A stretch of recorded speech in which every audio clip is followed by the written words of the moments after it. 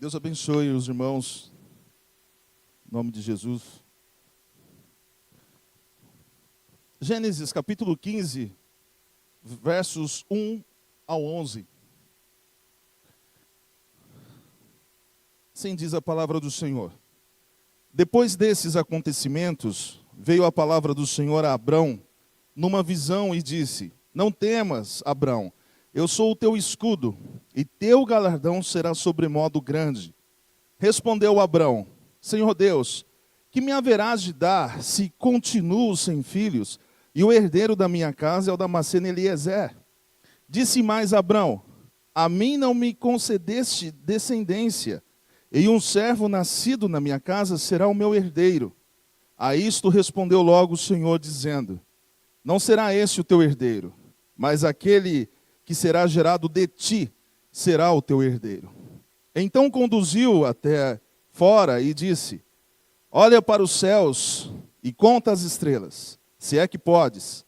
E lhe disse: Será sim a tua posteridade.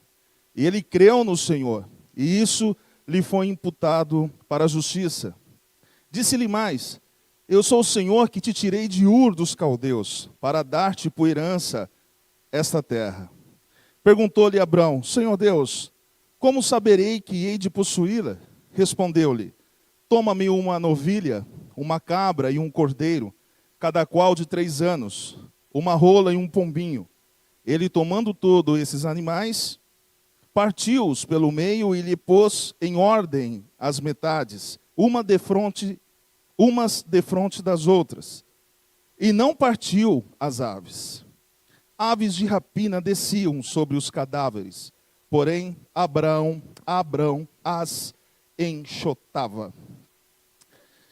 Anos haviam se passado desde que o Senhor apareceu a Abrão. Durante todo esse tempo, a fé do patriarca foi testada de uma forma severa. Deus havia prometido a Abrão uma terra e ele nem possuía 1 centímetro do território designado. Deus havia prometido a Abrão que ele seria uma bênção para todas as nações, mas grandes pragas caíram sobre os egípcios por causa da falsidade de Abrão. Todas as mulheres na terra de Gerar, aonde havia ali o rei Abimeleque, elas não conseguiam engravidar-se por causa da esposa de Abrão. É isso então que significa ser uma bênção para as nações? Com certeza não. Deus havia prometido a Abraão que sua descendência seria tão numerosa quanto as estrelas. Então, a reflexão desta manhã que eu quero ter com os irmãos o tema é: Deus seja teu galardão. Nos primeiros versículos, o versículo 1 nos diz assim: depois desses acontecimentos, depois de Abrão ter enfrentado uma guerra, depois de Abrão ter encontrado-se com Melquisedeque, veio a palavra do Senhor a Abrão e disse: Não temas. Talvez Abraão estivesse com medo de que os exércitos reagrupassem e voltassem atrás de Abraão para vingar-se dele. Mas Deus está dizendo para ele, e com Deus como escudo, Abraão não tem nada a temer. Deus irá proteger Abraão e será o escudo de Abraão. Deus está dizendo para Abraão: eu serei teu escudo, eu estarei com você. Abraão está com medo, Abraão está ansioso, está temeroso, mas o Senhor está se doando a ele: eu estarei contigo, serei o teu escudo. E Abraão responde: Senhor Deus, que me haverás de dar, se continuo sem filhos, e herdeiro da minha casa? Vocês percebem que Deus está dizendo assim para Abraão: eu estarei com você. Mas Abraão tinha necessidades, Abraão ele tinha pedidos, Abraão ele tinha preocupações e cuidados. Então Abraão está dizendo assim para o Senhor: olha, que legal que você vai ser meu escudo, que maravilha eu ter a sua proteção.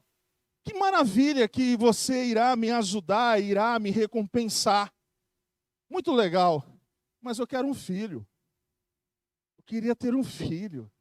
Eu sei que você vai me guardar, eu sei que você vai me abençoar, eu sei que você estará comigo, mas eu quero um filho.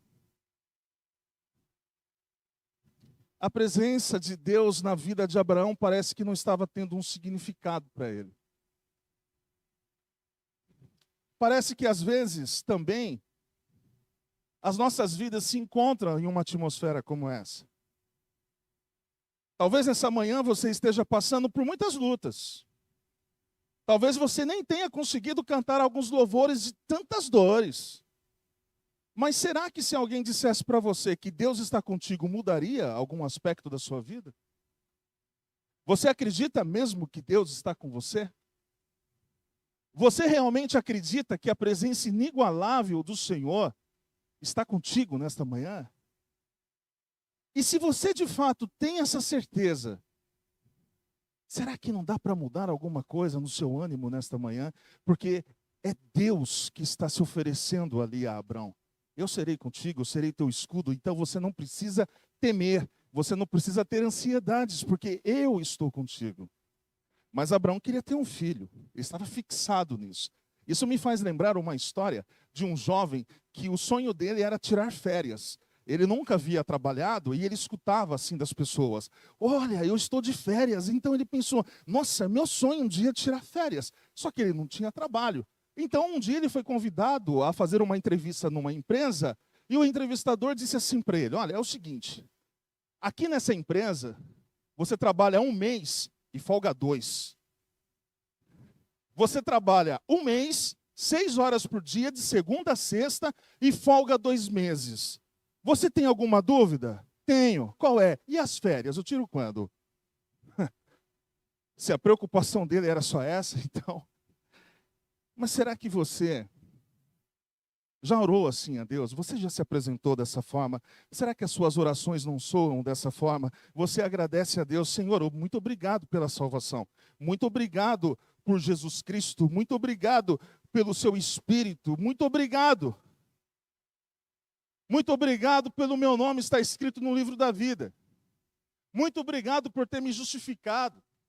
Muito obrigado por ter me regenerado, mas eu preciso vender o carro. Ok, Jesus. Eu sei que você me ama e eu sei que você me amou primeiro, mas eu preciso de uma promoção. Eu sei que você está comigo todos os dias até a consumação do século, mas o meu carro está quebrado. Abraão estava, a princípio, entendendo quem é que estava dizendo que estaria com ele, que seria seu escudo. Meu irmão, você crê que o Senhor é o teu refúgio e fortaleza e socorro bem presente no dia da angústia? Você crê realmente que aquele que está contigo é maior do que aquele que está no mundo? Você crê realmente que a alegria do Senhor é a tua força? Você crê realmente que somente em Deus há perdão para os seus pecados? Ah, eu acredito, mas eu não estou bem hoje. Existe alguma recompensa, alguma bênção melhor do que Deus? Existe algo neste mundo, nas nossas vidas, melhor do que ter a presença do Senhor? Melhor do que ter essa certeza de que nos momentos mais tristes, atormentadores da sua vida, de que a sua companhia é Deus Todo-Poderoso? Existe algo melhor do que isso? De saber que mesmo diante das tormentas, das tribulações e das ondas que se levantam nessa vida, tentando nos afogar, de que o Senhor é o nosso pastor e é Ele que guia a nossa alma a águas tranquilas. Você de fato acredita nisso? Eu acho bom você começar a acreditar, caso você não acredite. Porque esse ano 2022 você terá muitas aflições. Você terá muitos desafios. E será crucial e fundamental, essencial, você ter a certeza de que Deus está com você. Porque daqui para frente, Nada neste mundo nos trará um benefício de tranquilidade e segurança. O mundo nunca foi seguro. A nossa segurança está no Senhor.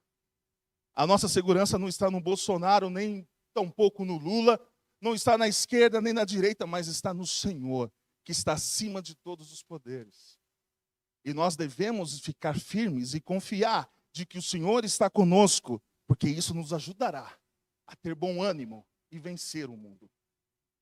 Talvez tenhamos, nesse ano, ou talvez você irá repetir o que você tem vivido já durante muitos anos, sérios problemas de saúde. Ser cristão, ser um discípulo de Jesus não nos isentam de sofrer. O nosso Senhor Jesus, ele disse que no mundo teríamos aflições. Talvez o teu casamento esteja desmoronando. Pode ser que as suas emoções, há muito tempo, estejam confusas, sentimentos alterados, sentimentos de solidão, de rejeição, preocupações financeiras, tirando o seu sono, o medo acabando com o seu dia. Abraão tinha preocupações, mas Abraão meio que empurra Deus de lado e diz assim: sim, tá legal, Senhor, que bom, mas e o meu filho? E nós fazemos às vezes isso com Jesus. Colocamos Jesus de lado e perguntamos: cadê a minha bênção? Eu preciso de uma bênção e não vou desistir. Sem ela eu não vou sair daqui. Quem está rindo conhece o hino. A palavra do Senhor em Efésios, no capítulo 1, verso 3, nos diz que nós fomos abençoados com todas as bênçãos espirituais nos lugares celestiais em Cristo Jesus. Nós, sempre que enfrentamos uma necessidade, sempre que você enfrenta uma luta, talvez a resposta da sua oração não será a resolução do problema. Mas a resposta para todas as suas dores é a própria presença de Jesus, a resposta é Ele em sua vida. A resposta é a presença do Senhor em sua vida. Enfrentando os dilemas, enfrentando as aflições. Moisés, quando Deus pediu para que ele saísse de um determinado local, ele disse: olha, Deus disse assim: um anjo vai com vocês, se vocês pecaram. Então eu não vou com vocês. Mas um anjo vai. Ó, já está legal. Né, Jonathan? Um anjo, hein? Não é, Cássio? Não está legal como companhia? Um anjo está muito legal. Mas Moisés disse: não. Se a tua presença não for comigo, eu não saio daqui. Olha como é importante nós atentarmos, e nós estamos tão acostumados, meus irmãos, a escutar isso na igreja durante tantos anos. Jesus está com você todos os dias. Parece que nós não acreditamos mais nisso.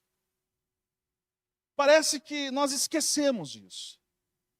Parece que nós estamos em busca de novas experiências religiosas. Queremos sentir arrepios, queremos alguém com o dedo em riste, apontando: eu estou sentindo que Deus está com você nesse momento. Ninguém precisa sentir, nós precisamos confiar, ter fé de que esse Deus que está apresentando-se como escudo a Abraão, Ele também é o nosso escudo, Ele também é o nosso protetor. Em qual dia? Todos os dias. Não sabemos o que acontecerá amanhã. Amanhã é dia 3, se assim Deus quiser. Amanhã poderemos enfrentar circunstâncias totalmente novas, desafiadoras, pobreza, riqueza, doença, tragédia, decisões difíceis, oportunidades inesperadas, mudanças nos relacionamentos. E por que tudo isso ocorre? Pelo fato da vida em certa extensão ser incerta. Ficamos muitas vezes tentados a encontrar um senso de segurança nos objetos, no dinheiro, nas pessoas. E todas essas coisas são transitórias. Não porque você morre e as deixam, mas você pode perdê-las, como ocorreu com Jó. Só Deus oferece, através da sua presença, a segurança perfeita. Ele promete nunca deixar seus filhos. Ele nunca abandona, mesmo quando nós esquecemos de orar, mesmo quando nós esquecemos, porque isso a gente esquece. Não é porque a gente não gosta de orar, a gente esquece que temos que orar. A gente não esquece de ler a Bíblia. A gente não deixa de ler. A gente esquece, é isso que acontece, né, irmãos? Jamais nós, como filhos de Deus, deixaríamos de orar. Que isso? Que a gente esquece. Muitas ocupações, WhatsApp, Netflix, televisão, seja o que for, amizades, descanso. A gente esquece. Nós não precisamos de orar. A gente fez intercessão aqui para alguns irmãos aqui, porque é o costume da liturgia, porque nenhum de nós precisamos orar. Nós não temos problemas, né, Zi? Nós não temos desafios. Nós não temos nenhum problema, nós não temos pecado em nossos corações. Nada. E nada. Nossa família está tudo jóia. Os nossos irmãos estão tudo ok. Para quê? Orar. Mas mesmo quando você esquece, Ele continua te guardando. Ele continua lhe protegendo. Porque Ele é o nosso pastor. Ele é a nossa paz.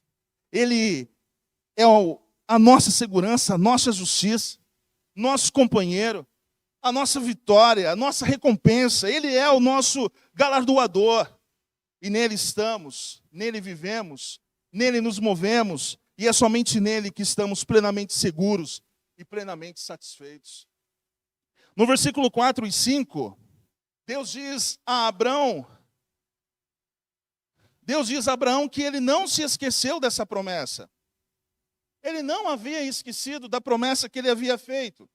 Abraão lembra a Deus da promessa de um filho. E Deus lembra a Abraão que esta promessa será cumprida. Então, nesses dois versículos, você percebe que Deus não repreende Abraão por rejeitar a grande promessa do versículo 1.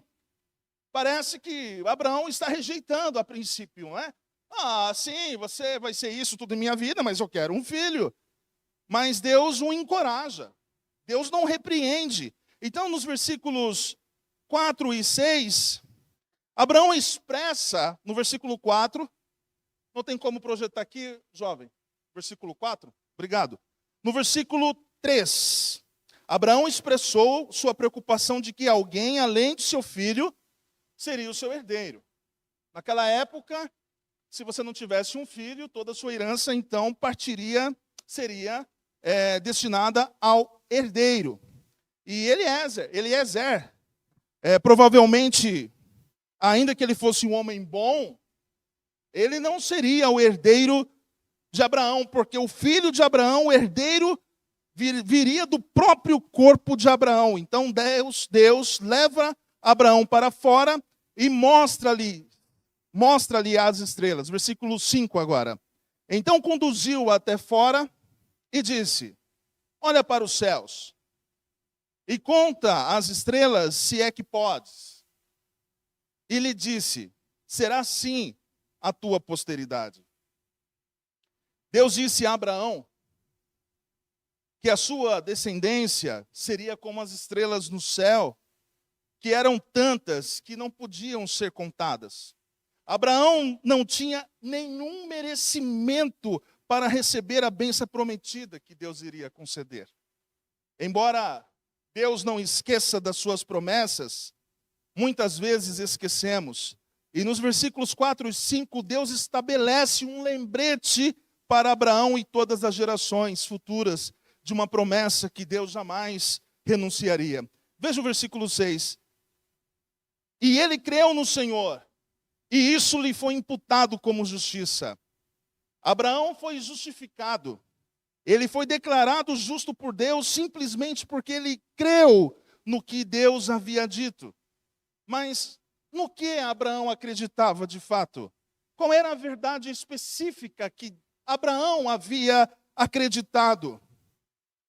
Ele acreditava na vinda do Messias. O Messias que viria por meio dele para a vida eterna. Abraão creu. Em João 8:56, Jesus havia dito, Jesus diria, né? Nesse momento aqui, Abraão vê o futuro. Deus mostra o futuro para ele e Jesus declara: Abraão se alegrou em ver o meu dia. E ele se regozijou por isso. 2000 anos antes da vinda de Jesus, Abraão olhou para a frente do seu tempo e creu na vinda de Cristo para a vida eterna. Portanto, ele foi salvo. E isso foi imputado a ele como justiça. Abraão foi salvo pela fé em Cristo. Não há outra maneira de receber a vida eterna. Abraão creu na promessa e por isso foi justificado. Deus disse a Abraão no verso 1, eu serei a sua grande recompensa. E agora Abraão recebe a sua justiça de Deus como parte da recompensa. Não importa o que aconteça na vida, se tivermos Jesus como recompensa, teremos mais do que precisamos. Em todas as nossas aflições, Deus participa. Ele conhece os recônditos da nossa alma. Ele conhece as nossas obras. E todas as nossas dores é conhecida por Jesus. E Ele se importa com isso. E Ele não deixará passar por uma gota de tristeza, além do que somos capazes de tolerar. Porque Ele é a nossa recompensa. Jesus é o nosso galardão. Dos versículos 7 ao 11, disse-lhe mais, eu sou o Senhor, que te tirei de Ur dos caldeus, para dar-te por herança essa terra. Deus já havia feito essa promessa a Abraão. Mas agora Ele está repetindo pela terceira vez. É por isso que nós temos que repetir o Evangelho todo instante aos nossos corações, porque nós temos um costume de esquecê-lo. O Senhor tirou Abrão de uma terra pagã e deu por herança uma terra. É necessário lembrar aonde nós estávamos. Nós estávamos no império das trevas. Nós estávamos mortos em nossos delitos, em nossos pecados, mas Deus nos tirou do império das trevas e nos transportou para o reino do Filho do seu amor. Quando as mães querem lembrar os seus filhos, o quanto elas amam, elas dizem assim, eu carreguei você aqui por 9 meses. Você não sabe quantas noites de sono eu perdi para ficar com você. Ela está querendo dizer assim, você não sabe quanto eu te amo, né? Você não sabe quanto eu te amo. Às vezes nós precisamos lembrar do que Deus fez por nós, para que possamos ser motivados a continuar. E Deus está aqui lembrando Abraão, eu tirei você de uma terra pagã, eu tirei você de Ur dos caldeus, para lhe fazer uma promessa. Aonde você estava? Nós vivíamos no império das trevas. As pessoas, às vezes, perguntam, muitas pessoas já perguntaram, Enéas, eles perguntam dessa forma, você nasceu num lar evangélico? Vocês entendem o que significa isso? Eu falei, sim, nasci no lar evangélico, sim. Nossa, que bom, hein? Que você não viveu no mundão. Você nunca desviou? Não, nunca. Nunca foi para uma balada? Não, nunca. Olha aí, ó, ainda bem que você não conheceu o mundão. Mas eu vivia no império das trevas. Esse é o grande problema de muitos filhos de crentes que acham que uma vez nascendo num lar cristão, ele está tudo resolvido. Ele não precisa se converter, reconhecer pela fé que Jesus é o seu Senhor. Todos nós estávamos no império das trevas e Deus nos tirou e nos promete que o céu será o nosso lar, que nos promete bênçãos, nos prometeu muitas promessas ainda irão se cumprir em nossas vidas na eternidade. Muitos benefícios espirituais através da morte de Jesus vão ser derramadas em nossas vidas e têm sido derramadas continuamente. A vida espiritual requer como elemento essencial que creiamos firmemente nas promessas que o Senhor Deus faz sobre as nossas vidas. Uma pergunta então. Você tem consciência realmente de que você viveu no império das trevas? Para que você possa saber o que Deus fez em sua vida. de transportar você do império das trevas para o reino do Filho do seu amor, quem poderia fazer isso com você? Você mesmo poderia sair do império das trevas? Algum político, algum presidente, algum médico poderia retirar você desse ambiente? Somente o poder de Deus faz isso. E um dos motivos, meus irmãos, não existe uma injeção que você possa comprar em uma farmácia para animá-lo em sua vida espiritual, na sua vida cristã. Você precisa de fato confiar nessas promessas, nesses ambientes que Deus ele trouxe para a nossa realidade, de que Ele nos amou primeiro.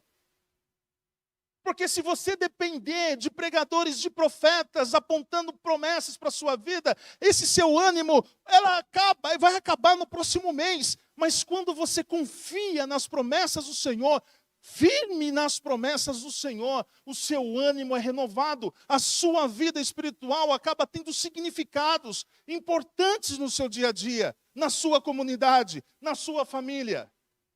Quando Abraão estava aqui aborrecido, o que veio sobre a vida de Abraão? A palavra do Senhor. Existem muitos crentes que não leem a palavra do Senhor e por isso estão desanimados. Muitos crentes que não oram mais vivem de pregações de internet, vivem de vídeos rápidos no Facebook, mas não têm um compromisso, não tem uma dedicação a sentar e ler o que Jesus está dizendo, o que significa a salvação. Quantas vezes no início do culto, a liturgia, seja o pastor, seja o seminarista, o Lucas, nós estamos chamando a atenção, nós estamos em uma assembleia diante do Senhor, nós estamos diante de Deus, meus irmãos, vamos louvar. Quando nós estamos falando isso, tem pessoas lendo G1, na igreja, numa assembleia.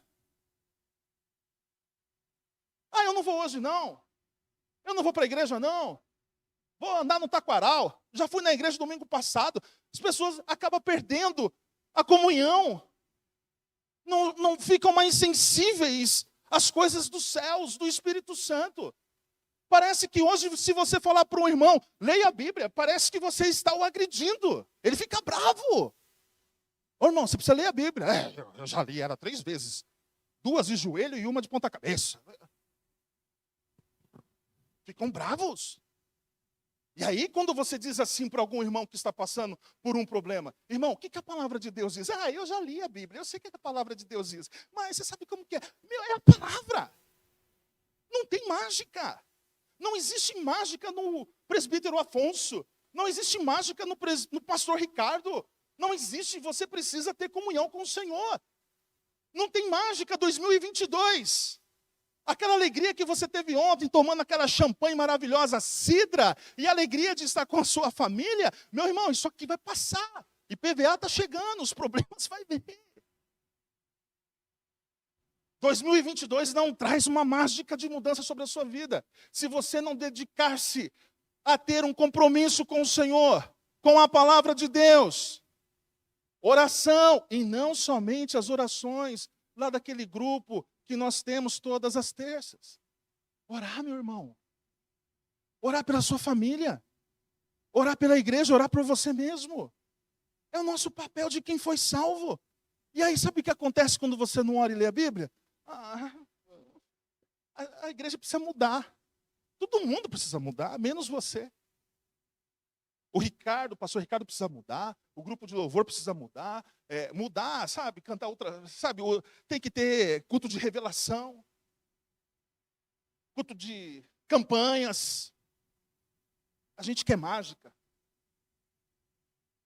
A gente pensa que adoração e servir ao Senhor é como se você encontrasse a lâmpada mágica lá daquele gênio, e você esfrega e faz 3 pedidos. Aí você adora e o Senhor está sujeito. Não é Deus que precisa de você. Você acha que o céu ficará mais feliz estando você lá ou não? O céu é maravilhoso. A salvação é maravilhosa por causa de Jesus. É você que precisa de Deus. É você que precisa de perdão. É você que precisa de sabedoria que vem do alto, meu irmão. Então, que esse 2022 você venha se dedicar a esses exercícios espirituais de orar, de separar um tempo do seu dia e parar de dar desculpas. Ter um tempo apropriado para ler a Bíblia e não ler a Bíblia quando você está com sono, quando já assistiu tudo que você tinha que assistir e vai ler Ezequiel ainda. Aí você vai dormir mesmo. Aproveite. Separe um tempo da sua vida para que você tenha essas disciplinas. Isso é crucial para a sua vida. Você apostaria o seu futuro, a sua vida, em uma promessa de Deus? Abraão sentiu a importância dessa promessa, então, no versículo 8, Abraão pergunta a Deus: por que nada está sendo feito para manter essa promessa? Olha o que diz o verso 8. Senhor Deus, como saberei que hei de possuí-la? Abraão meio que disse: ok, Deus, você vai me dar essa terra, mas onde está a prova? Onde está a evidência? Como posso saber com certeza que vou herdá-lo? Aí a resposta de Deus: toma-me uma novilha, uma cabra e um cordeiro, cada qual de 3 anos, uma rola e um pombinho. E ele, tomando todos esses animais, partiu-os pelo meio e lhe pôs em ordem as metades, umas defronte das outras, e não partiu as aves. Assim que Deus começou a descrever a Abraão os animais que ele deveria reunir, Abraão soube o que iria acontecer. Naqueles dias, quando alguém iria fazer ali um contrato, eles matavam esses animais que estão aí listados, eles cortavam. Depois isso ficou conhecido como a lei do suzerano e do vassalo. Eles cortavam esses animais, fazia assim um corredor, havia fogo, e os dois tinham que passar. O Zequinha quer vender lá o carro dele para o Antônio. E aí era feito dessa forma, havia um compromisso. O Antônio ia parcelar, e aí então tinha esse compromisso. Então isso queria dizer o seguinte: olha, se você não cumprir contrato, se você não cumprir com essa palavra, você vai ser dividido como esses animais. E você vai ser pisoteado como nós iremos pisoteá-los. Era um contrato que eles faziam. Se fosse hoje, você pegaria um advogado, 2 testemunhas e iria no cartório. Deus, ele poderia ter jurado pelo sol. Deus, ele poderia ter jurado pela lua, pelo mar, pelas joias que estão escondidas aí na terra, nos esconderijos secretos da terra, mas nenhum desses glamurosos itens poderia ser comparados à própria essência de Deus. Como não há nada maior do que Deus, Deus então fez um contrato e colocou assim: olha aqui, ó, eu estou dando a minha palavra e passarei aqui. E Deus passou sozinho. Abraão não precisou passar. Abraão não tinha capacidade para ter um contrato como esse. Só Deus passou. O fato de os animais terem sido cortados e Deus passado entre as partes comprometia o próprio Senhor mediante ao mais solene juramento: que eu seja cortado em pedaços como esses animais mutilados. Se eu falhar em cumprir essas promessas, que eu então seja cortado. Abraão então espera mais um pouco ainda pelo sacrifício, ele espera. Enquanto ele aguarda, o versículo 11 aponta que aves de rapina desciam sobre os cadáveres. E esses abutres, essas aves, elas só começavam a querer comer aquilo que já tinha passado há muito tempo. Abraão está ali parado, talvez girando seus polegares. De novo, Deus vai fazer eu esperar um tantão. Puxa vida, agora que ele disse que era para fazer, e assim foi. Mas Deus passou sozinho. Deus cumpriu a sua promessa. Abraão enxotava esses abutres. Abraão protegia aquilo que estava sendo oferecido a Deus. Abraão enxotava os abutres expulsando. E nós devemos fazer o mesmo. Durante todos os dias da sua vida, surgem abutres espirituais querendo que você acredite de que nenhuma promessa em Jesus Cristo pode se cumprir em sua vida. Começa a vir alguns abutres emocionais de que aquilo que Jesus fez na cruz não serve para você. Você precisa enxotar esses abutres, como Abraão também fez. Nós precisamos impedir que esses abutres atrapalhem a nossa vida, que é um sacrifício vivo, santo e agradável a Deus. Olhando para a promessa de Deus a Abraão, o que nós aprendemos é que nós devemos ter paciência. Nós somos impacientes demais. Nós queremos que Deus seja o nosso office boy.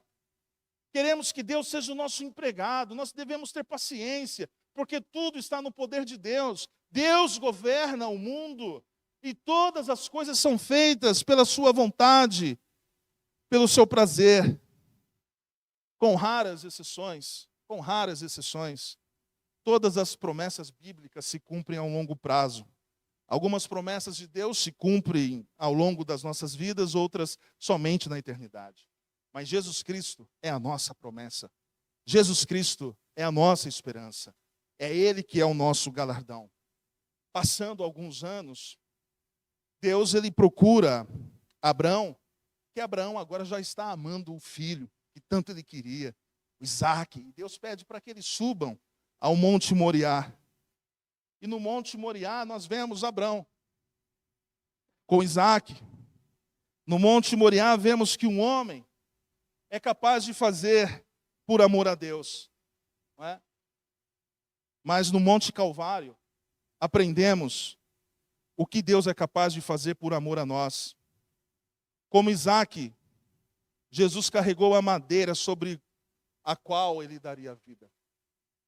Como Isaque, Jesus caminhou voluntariamente em direção à morte.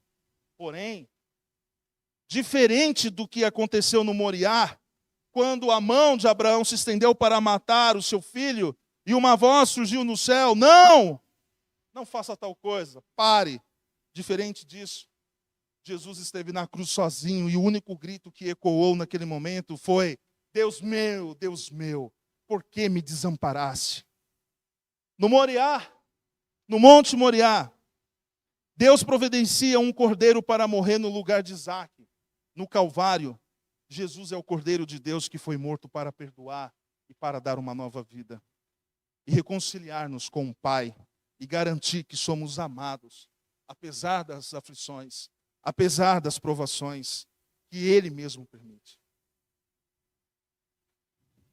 Por causa da obediência de Abraão no Moriá, Deus disse: agora eu sei que você me ama, pois você não me negou o seu único filho, o filho que você ama.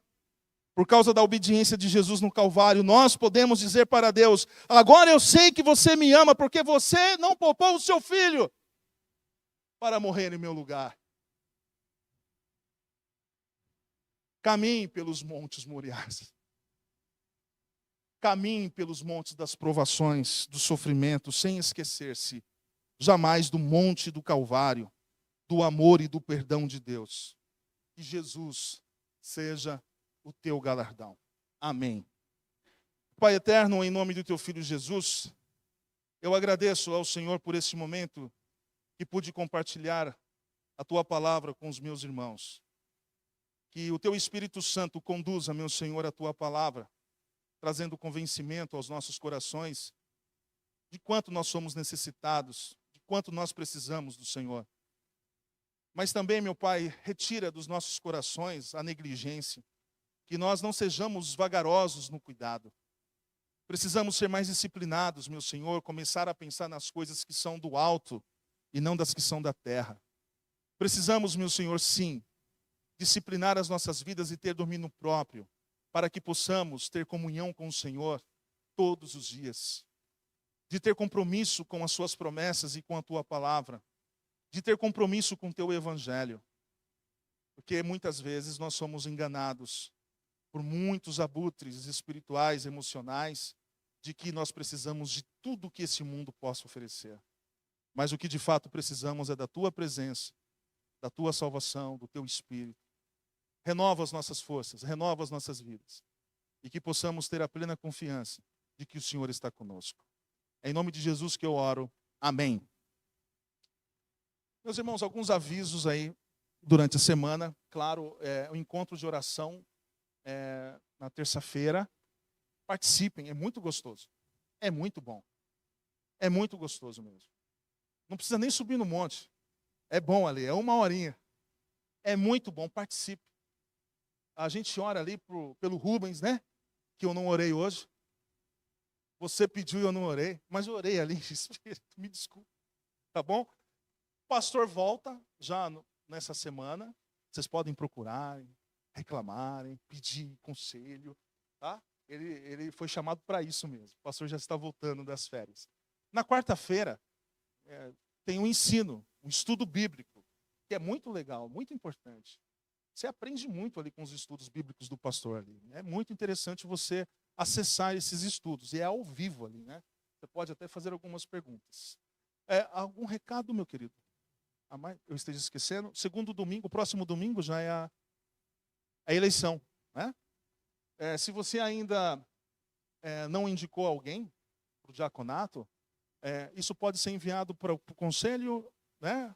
Você envia para o Afonso, para o presbítero Josué, para o pastor. Faça isso. Ore antes também de fazer essa indicação.